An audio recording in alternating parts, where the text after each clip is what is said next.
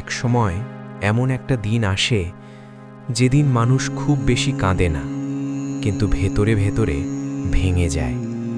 চারপাশে সব ঠিকঠাক মনে হয়, কিন্তু অন্তরের ভেতর একটা অদ্ভুত শূন্যতা জমে থাকে।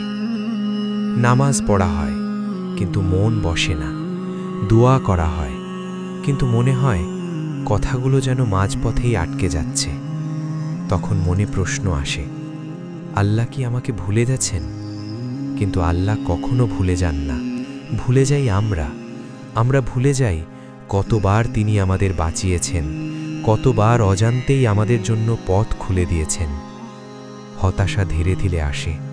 মনে হয় সব দরজা বন্ধ, যা চেয়েছি পাইনি, যাকে ভরসা করেছি সে পাশে থাকেনি। ঠিক তখনই একটা সিজদা বদলে দিতে পারে সব কিছু।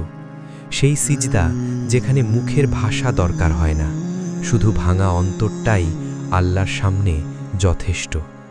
চোখের পানি পড়ে, কিন্তু শব্দ হয় না, আর আল্লাহ সেই নীরব কান্নাটাই সবচেয়ে স্পষ্টভাবে শোনেন। এই দুনিয়া খুব অস্থায়ী।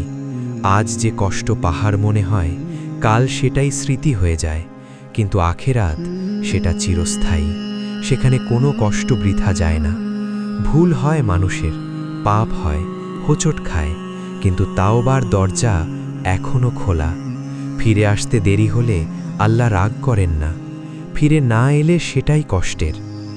নামাজ মানেই শান্তি, এ কথা সবাই বলে, কিন্তু নামাজ মানেই আল্লাহর কাছে আশ্রয় নেওয়া, যেখানে হৃদয়টা নিরাপদ থাকে। আল্লাহর রহমত আমাদের সব গুনাহের চেয়েও বড়। একবার সেই রহমত ছুঁয়ে দিলে ভাঙা মানুষও আবার দাঁড়াতে পারে। ঈমান থাকলে মানুষ হারায় না, হয়তো কিছু সময়ের জন্য অন্ধকারে থাকে, কিন্তু আলো তাকে ঠিকই খুঁজে নেয়। কোরআন শুধু পড়ার বই নয়, এটা জীবনের দিক নির্দেশনা। যে আলো ছাড়া এই পথ চলা কঠিন। আল্লাহ যাকে হিদায়েত দেন তাকে কেউ পথভ্রষ্ট করতে পারে না, আর যাকে তিনি ধরে রাখেন সে কখনো একা নয়। এই জীবন একটা আমানত। একদিন সব কিছু রেখে ফিরে যেতে হবে, মৃত্যু নিশ্চিত। কিন্তু প্রশ্নটা একটাই, আমরা প্রস্তুত তো?